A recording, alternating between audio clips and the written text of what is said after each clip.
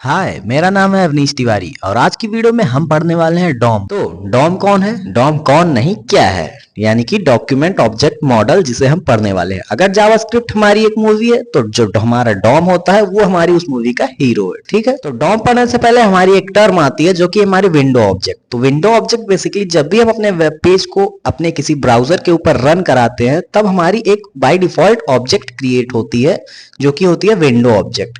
और ये जावास्क्रिप्ट या कोई प्रोग्रामिंग लैंग्वेज नहीं क्रिएट करती, ये हमारा जो ब्राउजर होता है उसको बाय डिफॉल्ट क्रिएट करके देता है। ठीक है, अभी आता है हमारा डॉम। तो डॉम क्या होता है? डॉम बेसिकली हमारे HTML एलिमेंट्स को एक्सेस और चेंज करने का एक तरीका है जिससे कि हम अपने HTML एलिमेंट्स को चेंज करते हैं बिना हमारी HTML और CSS की फाइल को टच किए। ठीक है, अभी देखो, जो हमारी एक विंडो ऑब्जेक्ट होती है जो हमारा ब्राउजर क्रिएट करके देता है, उसके नीचे आता है हमारा डॉक्यूमेंट। ये डॉक्यूमेंट हमारी पूरी HTML की फाइल को बोलते हैं।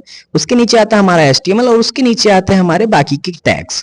और ये जो हमारे एक एक बॉक्सेस होते हैं इनको हम बोलते हैं नोड्स। ठीक है, तो बढ़ते हैं आगे। अभी हम पढ़ने वाले हैं डॉम मैनिपुलेशन, यानी कि डॉम के अंदर हम चेंजेस कैसे करते हैं। अगर हमें एलिमेंट्स के अंदर चेंज करने हैं तो सबसे पहले हमें उन एलिमेंट्स को एसेस करना होगा। ठीक है, तो एसेस करने के लिए हमारे पास कुछ तरीके होते हैं उन एलिमेंट्स को सेलेक्ट करने का। ठीक है, जिसमें से हमारा पहला तरीका आता है आईडी। ये आईडी सेलेक्टर, क्लास सेलेक्टर, ये सारी चीजें हमने CSS में पढ़ी हैं।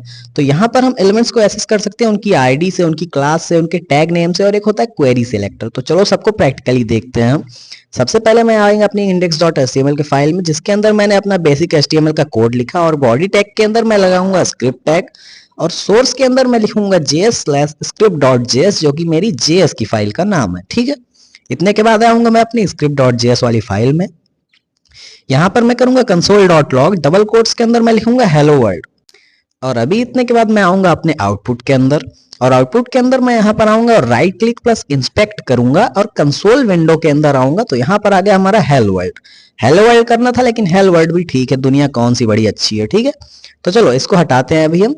अब बढ़ते हैं हम आगे। सबसे पहला हमारा आईडी सेलेक्टर था जिससे कि हम अपने एलिमेंट्स को एक्सेस करते हैं। तो सबसे पहले मैं एक वेरिएबल डिक्लेयर करूंगा आईडी नाम से। इसको हमने क्यों डिक्लेयर किया?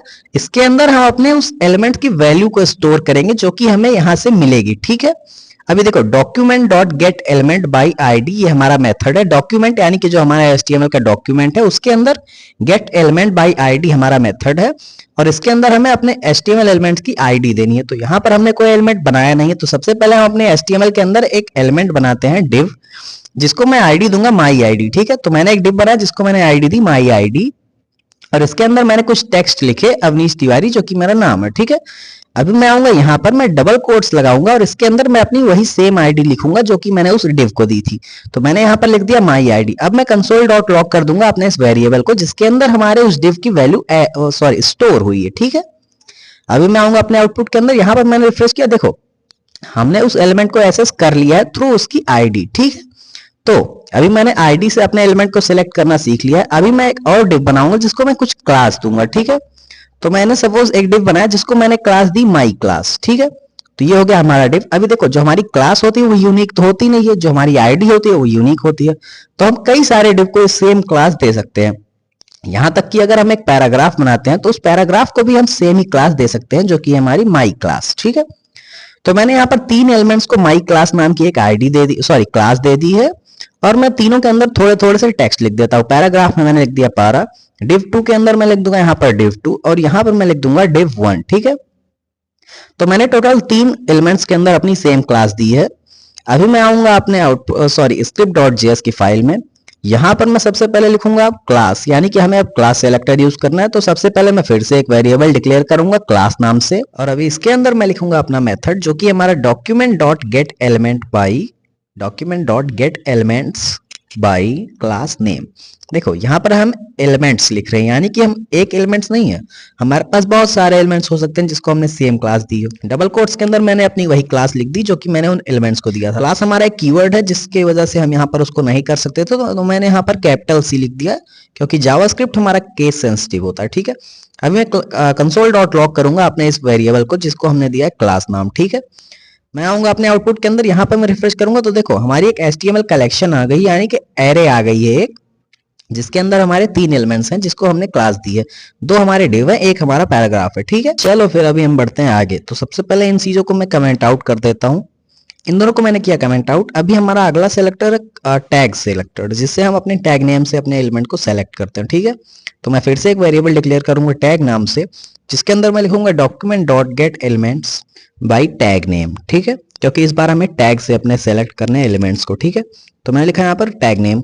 अभी मैं आऊंगा डबल कोट्स के अंदर, यहाँ पर लिखूंगा मैं पी, यानी कि हमें पैराग्राफ वाला एलिमेंट चाहिए। ठीक है, अभी मैं कंसोल डॉट लॉग करूंगा अपने वेरिएबल का नाम, जो कि है हमारा टैग। अब आता हूं अपने आउटपुट के अंदर। देखो यहाँ पर भी हमारा एक HTML कलेक्शन आया, यानी कि ऐसा तो है नहीं कि तुम अपने पूरे वेब पेज में सिर्फ एक पैराग्राफ लिखोगे, और यहाँ पर तुम अगर टैग नेम से सेलेक्ट कर रहे हो, यानी कि तुम्हें जितने पैराग्राफ चाहिए अपने वेब पेज के अंदर, उन सबको तुम एक्सेस कर रहे हो। ठीक है, अभी देखो इतने के बाद आता है हमारा एक क्वेरी सेलेक्टर, जो कि हमारा एक एफिशिएंट तरीका है। देखो क्वेरी सेलेक्टर क्या करता है, इसके अंदर हम सबसे पहले अगर हम सिर्फ एक एलिमेंट को सेलेक्ट करना चाहते हैं तो वो हमारे वेब पेज के सिर्फ पहले एलिमेंट को सेलेक्ट करेगा, और अगर हम सारे एलिमेंट को सेलेक्ट करना चाहते हैं तो सारे एलिमेंट्स को भी सेलेक्ट करेगा। कैसे, देखो मैं दिखाता हूँ। मैंने एक वेरिएबल डिक्लेयर किया फर्स्ट एलिमेंट नाम से, जिसके अंदर मैं लिखा डॉक्यूमेंट डॉट क्वेरी सेलेक्टर, और डबल कोट्स के अंदर मैं लिखा डिव, यानी कि हमें डिव को सेलेक्ट करना है। ठीक है, अभी मैं कंसोल डॉट लॉग करूंगा फर्स्ट EL, जो कि मेरे वेरिएबल का नाम है। ठीक है, मैं आऊंगा अपने आउटपुट के अंदर, यहां पर मैं रिफ्रेश कर, देखो मेरा पहला डिव आ चुका है, जिसको मैंने एक आईडी दी थी, माई आईडी। ठीक, अभी देखो सपोज मुझे सारे डिव को अपने एक्सेस करने, जितने डिव मेरे अपने वेब पेज पर यूज किए मुझे सारे डिव चाहिए। ठीक है, तो मैं फिर से एक वेरिएबल डिक्लेयर करूंगा ऑल एलिमेंट्स नाम से, जिसके अंदर मैं लिखूंगा document dot query selector all, query selector all. ठीक है, क्योंकि मुझे इस बार सारे एलिमेंट्स चाहिए। फिर मैं डबल कोट्स के अंदर वापस से लिख दूंगा डिव। अब मैं कंसोल डॉट लॉग करूंगा अपने ऑल एलिमेंट्स वाले वेरिएबल को। ठीक है, अभी आऊंगा मैं अपने आउटपुट के अंदर, तो देखो यहां पर हमारी एक नोड लिस्ट रिटर्न हुई है, जिसके अंदर क्या है, हमें 3 डिव मिले हैं, जिसमें पहले डिव को मैंने एक आईडी दिया, दूसरे और तीसरे डिव को मैंने एक क्लास दी। ठीक है, तो इस तरह से हम अपने सारे एलिमेंट्स को एक साथ एक्सेस कर सकते हैं अपने क्वेरी सेलेक्टर का यूज करके। ठीक है, तो बस देखो भाई आज की वीडियो के लिए इतना ही। मिलते हैं अगली वीडियो में, जिसमें हम बात कर रहे होंगे कि इन एलिमेंट्स को सेलेक्ट करने के बाद इन एलिमेंट्स के अंदर हम चेंज कैसे लाएंगे। ठीक है, तो बस आज की वीडियो के लिए इतना ही। मिलते हैं अगली वीडियो में, तब तक के लिए बाय बाय।